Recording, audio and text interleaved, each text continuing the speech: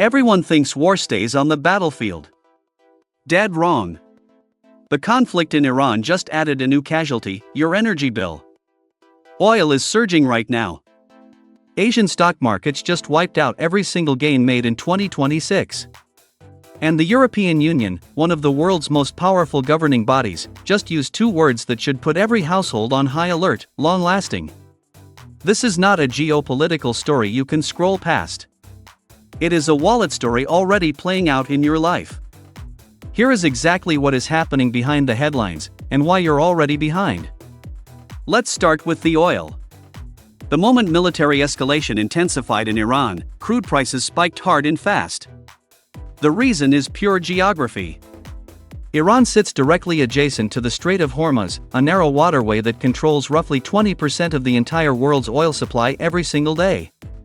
When that region gets destabilized, traders don't wait for confirmation. They panic buy futures within minutes. Oil doesn't inch upward, it jumps. And every dollar crude climbs per barrel translates directly into more cents per liter at your local pump. Every single time, without exception, no matter where you live. Iran has been here before, and the world paid dearly for it. In 1979, after the Islamic Revolution, oil prices doubled within 12 months and triggered a global recession that took years to escape. But here is what is critically different right now, and why this time could be worse. Global oil stockpiles are already dangerously tight. OPEC Plus has been deliberately cutting production since 2023, keeping supply lean on purpose. The world was running on near-empty reserves before a single shot was fired in this current conflict. That means there is almost no buffer left to absorb a shock. Any disruption, even a rumor of one, sends prices into overdrive instantly. Meanwhile, across Asia, the stock market reaction was brutal and it happened fast.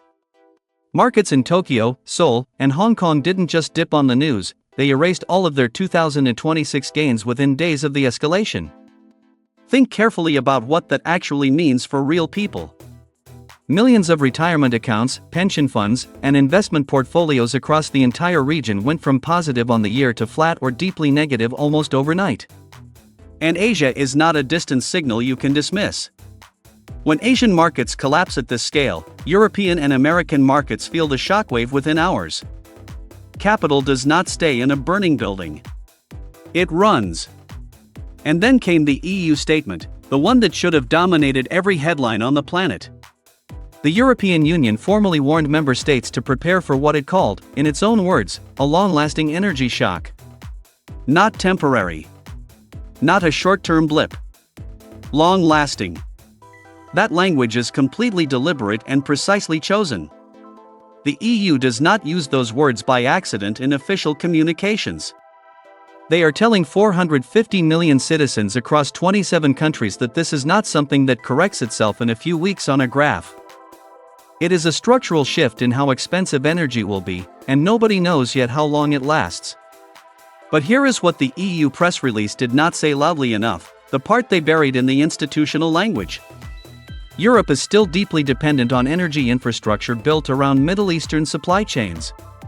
Despite years of green energy transition promises and billions spent on renewables, the continent still imports massive quantities of energy whose pricing is directly tied to global oil benchmarks. When oil surges because of a war in Iran, European household energy bills follow: heating costs, electricity tariffs, fuel at the pump, and even the price of every product transported by truck across the continent. The official warning says energy shock. What it quietly means is, everything gets more expensive. Slowly. Then suddenly. Here is the number that puts all of this directly into your living room. A sustained $10 rise in oil price per barrel historically adds between 25 and 40 cents per liter at the pump in developed economies. Multiply that across a full year of commuting, home heating, and the grocery deliveries you depend on, and you are looking at hundreds of dollars per household, extracted silently. No invoice arrives. No official announcement addresses you personally. Just prices that creep upward month after month until one day you notice your paycheck simply does not stretch the same way it used to. That is what economists call a war tax. The difference is, nobody voted for this one, and nobody asked your permission. The EU's official warning uses the word long-lasting. Governments across 2 continents are already telling their populations to brace. Markets are pricing in damage that has not fully arrived yet. But here is the question that nobody is asking out loud right now: if this conflict escalates further, if the Strait of Hormuz faces any real disruption, what happens to the oil price ceiling? There may not be one. Follow now for daily coverage of the stories already reshaping your world before the rest of the headlines even catch up. And ask yourself one question tonight: is your household actually ready for an energy bill that never comes back down?